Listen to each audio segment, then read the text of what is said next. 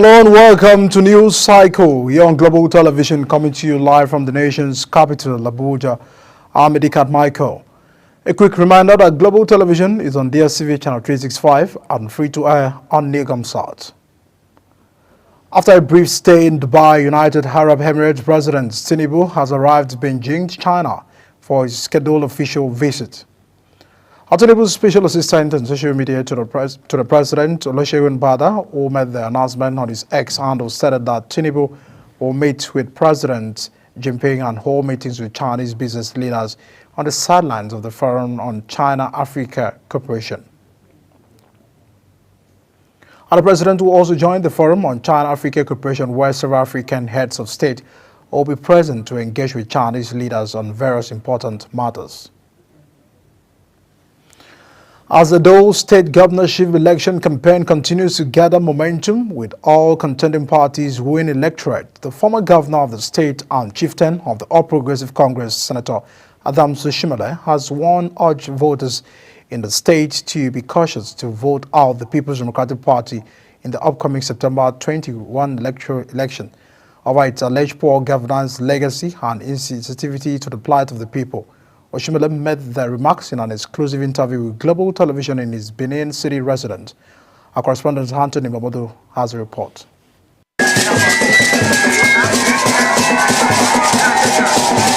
As the 2024 Edo State governorship elections hot up, Senator representing Edo North Senatorial Zone at the National Assembly, Senator Adams Oshiomhole, has warned electorates against voting a candidate that is disconnected from the needs of the people with a questionable character. He charged voters to vote out the PDP due to the litany of bad governance weakness for 8 years. They can't wait to sack this governor, and the man who was the chief economic advisor is brain box, who chaired the so-called Alago Daro, which is their, they set up to, draw up programs and long-term policies, etc., etc. They've seen through all of that. So Edo people want a guy they can connect, a home guy that they can relate with, that they can feel, they can touch, that shares their own experiences, that come from a community, of real people, of farmers. So you understand the problem of farmers, you understand the challenge of going to drink water from the stream in the 21st century with all the risk of waterborne diseases, etc., etc. So Edo people are clear, we have to vote away PDP. PDP has never developed this state. Before I came in, PDP would have developed the state. Everywhere we go, the only thing they have are the things APC government did while I was governor.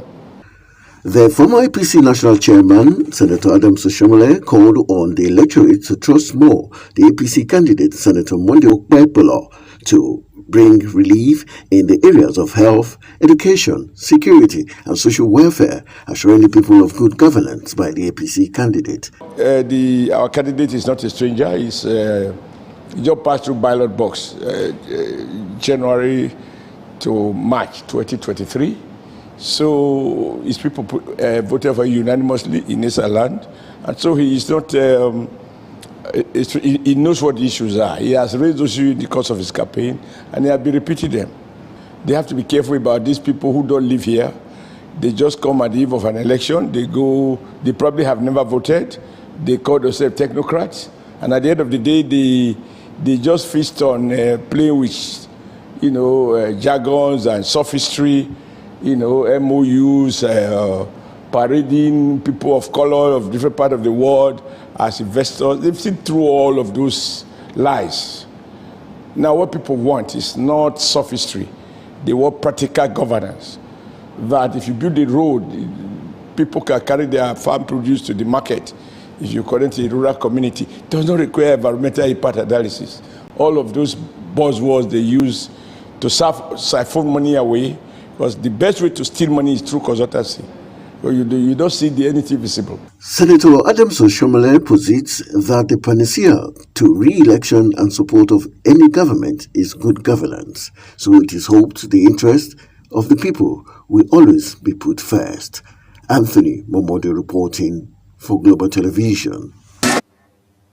In the meantime, the upcoming off-cycle election in Edo and Ondo State is another litmus test for not only the Independent National Electoral Commission, INEC, other security agencies and political parties, but the electorate, especially as they choose who to cast their vote for as they decide who leads them in the next 4 years in the two states.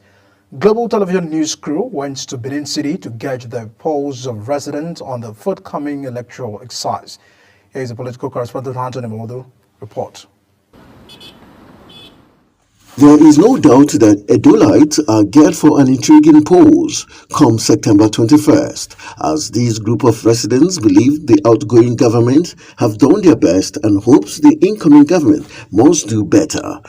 All right, we are at the capital of Edo State, Benin City, specifically at the boundary road axis of Benin City, where we want to take a pulse of Edolites as regards the September elections coming up in this Asian city, as to what they think about the battle between the APC and the PDP and the Labour Party candidates in this upcoming elections.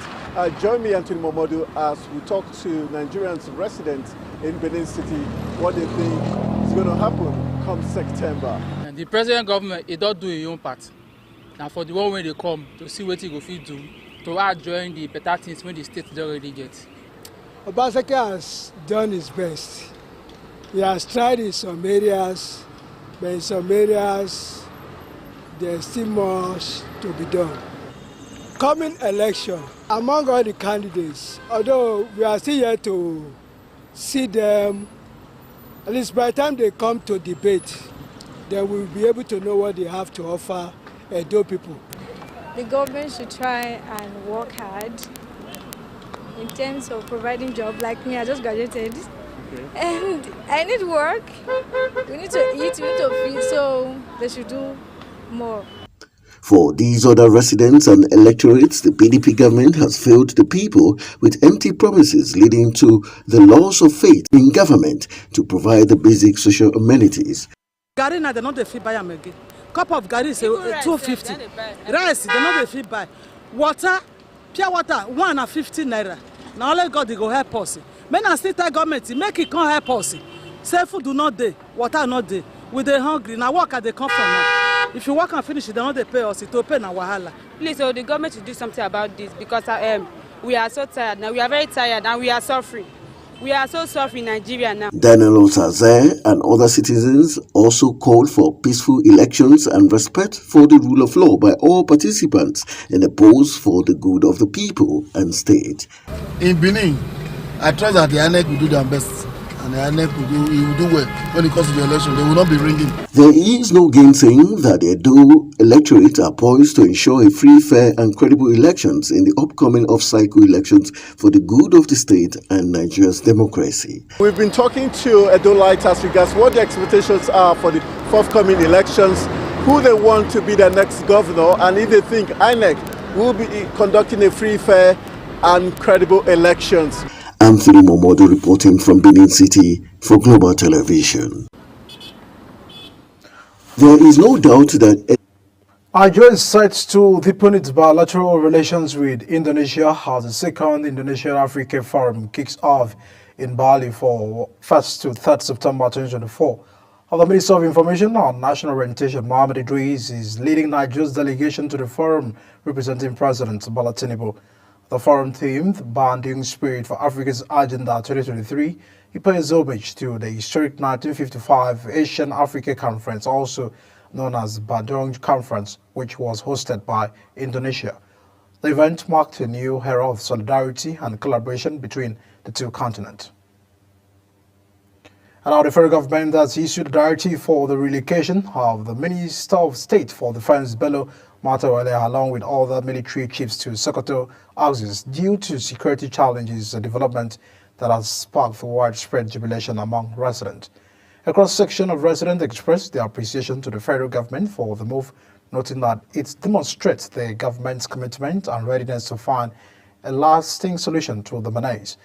A statement issued by Henshaw Ogobike, Director of Information and Public Relations, Ministry of Defense, stated that the directive aims to rid the northwest of the menace of banditry, kidnapping, and terrorism. And our Bauchi State Governor Bala Mohammed has approved the appointment of Alhaji Haruna Yunusa, the eldest son of the late Emir, as the 17th Emir of Nengi with a first-class status. The announcement was contained in a statement signed and issued by the Special Advisor on Media and Publicity to the Governor, Mokhtar Gidado. The Bauchi State Government expressed its confidence in the new Emir's ability to continue the legacy of his late father in fostering unity, peace, and development in the Nengi Emirate and Bauchi State as a whole. Governor Mohammed prayed for the peaceful repose of the late Emir's soul and also extended his congratulations and prayers for good health, a long life, and a successful reign for the new Emir. And our Minister of Women Affairs, Uju Kennedy, has once again disrupted an event in Abuja that was organized without her consent and lacked a people-centered purpose. The incident occurred nearly a month after a similar action by the minister on August 8, 2024 in Abuja. During the previous event, which held without the ministry's approval, the minister stated that the organizer had been taken into custody by the Department of State Services (DSS) for allegedly impersonating the ministry. And our Ogun State government has revoked the provisional licenses of 20 private orphanage owners operating in the state due to non-compliance with regulations and laws prioritizing the well-being and safety of vulnerable children. The State Commissioner for Women Affairs and Social Development, Adijat Adeleye, made this known during a meeting with the private orphanage owners at the ministry's conference room, Okomosan's Abeokuta, the state's capital. Adeleye expressed displeasure over some private orphanage owners' activities, stating that the state will not tolerate the shoddy practices involving illegal abduction, child trafficking, or maltreatment of children in their care. In a different development, the chairman of Ogun State Independent Electoral Commission, Babatunde Oshibodo, has reassured the public of the Commission's commitment to conducting a transparent local government election slated for November 16.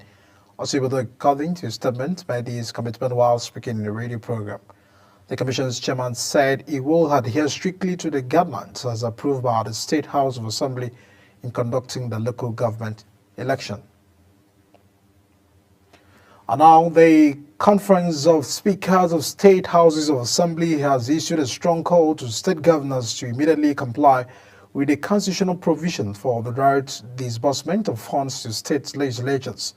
The speakers warned that the failure to ensure financial autonomy could lead to a breakdown of governance and emphasized the critical link between legislative independence and effective governance. The conference further noted that it recognized the need for further legal and institutional reforms to reinforce the autonomy of state legislatures. The National Association of Nigerian Students has withdrawn its threats to protest against the National Emergency Management Agency following allegations of food distribution misconduct. The Student Association also announced its support for the agencies after concluding its investigations, which found no wrongdoing by the agency. The Association Senate President Akintoye Babatunde, in a statement, said the decision is to retract the planned protest, which came after a thorough fact-finding mission that revealed the allegations were unfounded. Oyo State government announced that it has included the oral interview session for 8,077 candidates in the recruitment exercise for teachers in the state. The executive chairman of the State Universal Basic Education Board, Nureni Adiaran, who announced this during a meeting with board members in Ibadan, the state capital, said the exercise has been concluded. And over 50,000 applicants registered on the official website of the board, while 45,827 sat for the examination, in which 8,197 candidates scored above 50 marks.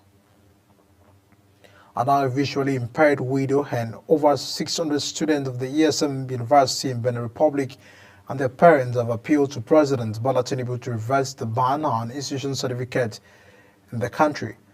The students and parents were fighting back tears, say they were shocked when they received news about the federal government decision on the ESM University Benin Republic. The undergraduates said withdrawing them from school when they were already making progress and after their benefactor had invested much in education was tantamount to jeopardizing their future. And our the Federal Road Safety Corps has condemned unprovoked attacks on its officers, saying such actions will no longer be tolerated.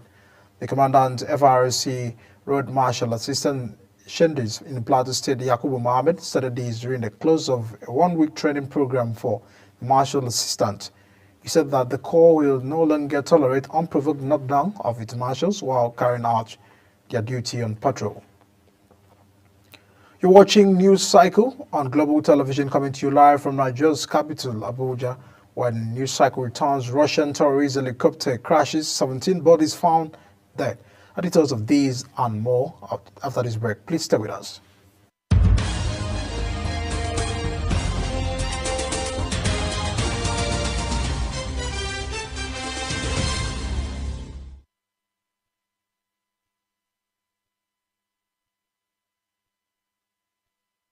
Vice President Kashim Shettima has announced that Nigeria's healthcare sector reforms have attracted over $4.8 billion in potential investment in the country's healthcare system.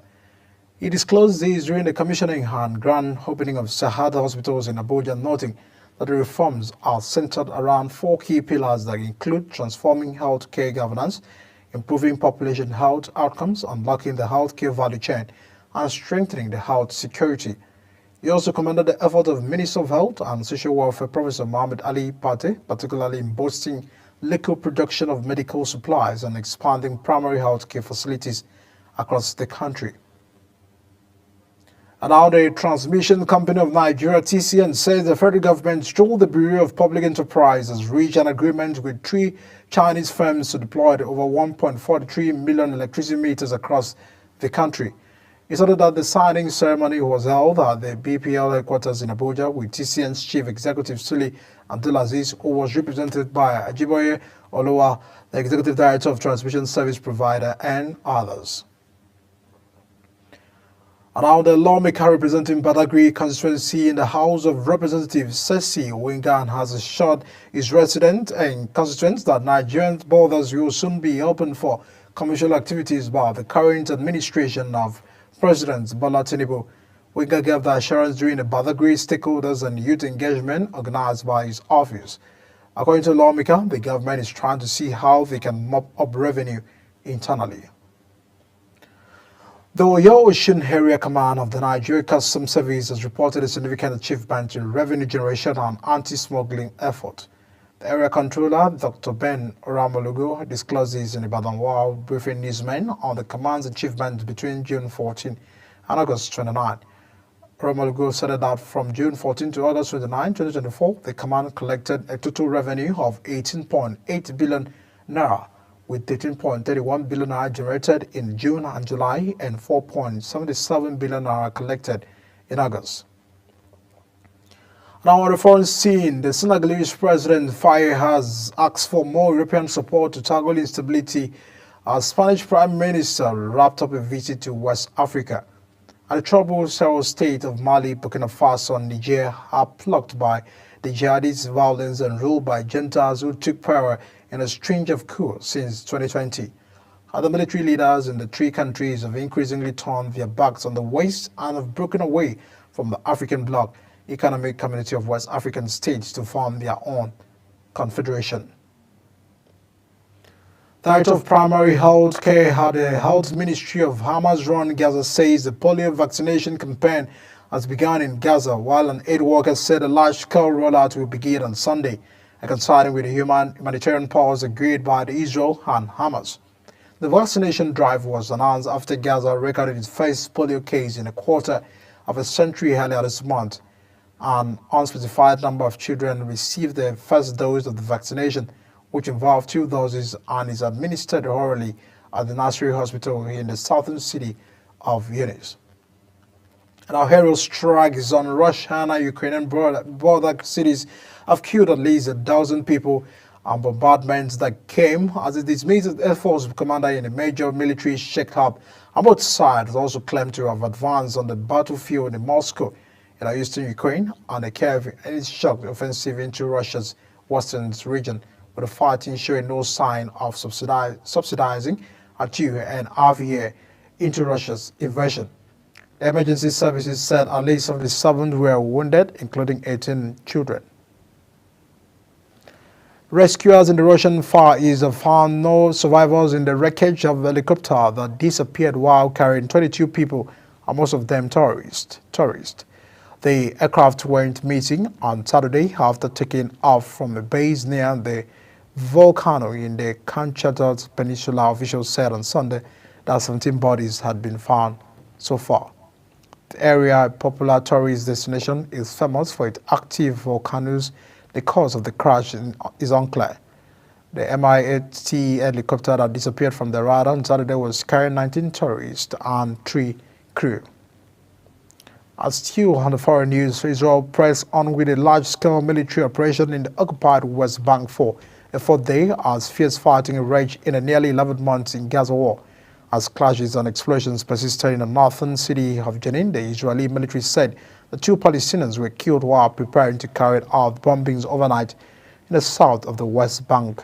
And the Palestinian militant group Hamas, whose October 7 attack on Israel sparked the Gaza war and held the heroic operation at what it called a sensitive time during the Israeli operation in north. Iran's police force has dismissed the commander of a city in the northern province of Gilan after the death in custody of a detainee.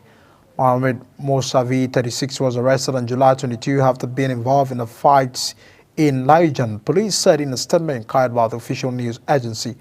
The police said that the station commander and that several officers involved in the incident had been suspended. Former Big Brother Niger star and 2-time Nigerian high jump champion Mike Edwards has made an entry into the professional boxing, securing a victory against Jake Carnage in his debut fight. The bout held at the Dublin Arena went all rounds, with Edwards emerging victorious by unanimous decision from the judges. Edwards competed in the mixed feat boxing cruiserweight division, an organization led by English social media personality and a Nigerian-born professional boxer Olajide Olayinka Williams, popularly known as KSI. Edwards' decision to join the cruiserweight division marks a significant shift from his previous career in track and field. And our still on sports, resounding 2024 Olympics campaign saw the Nigeria senior women's basketball team move up 4 spots from the 12th to 8th in the latest FIBA working rankings released on August 29 in Switzerland. Nigeria returned their #1 in Africa in France, and Germany headline climbers as the United States of America proudly returned at the top spot after taking gold at the Women's Olympic Basketball Tournament Paris 2024, while several other nations also secured rises off the back of the great work at the showpiece event. The West African giant, who jumped 4 places into the top 10 of the rankings, sealed a rocky group at the first victory, racked up 2 wins for the first time, and also became the first African nation, men or women, to compete in the quarterfinals at the Olympics. Napoli coach Antonio Conte says Super Eagles striker Victor Osimhen will not be reintegrated into the Napoli squad in the 2024-2025 season. In a post on Fabrizio Ando, when asked about the Nigerian forward to be reintegrated at some point, he stated that no player will be reintegrated. Conte said that those who are out of the project will not be returned, insisting that the Italian side had already made its choices and worked in one direction altogether. With this latest development, Osimhen's hope of playing active professional football hangs in the balance, as the Saudi Pro League could still be an option for the Napoli reject. And that's a package on news cycle coming to you live from Nigeria's capital, Abuja. We are on DSTV channel 365. The start times 276 and free to air. Kindly follow us on all across social media platforms using Global TV NG and other handles down here on the screen. I am Edika Michael. Many thanks for watching and stay with us on News Cycle. See you again.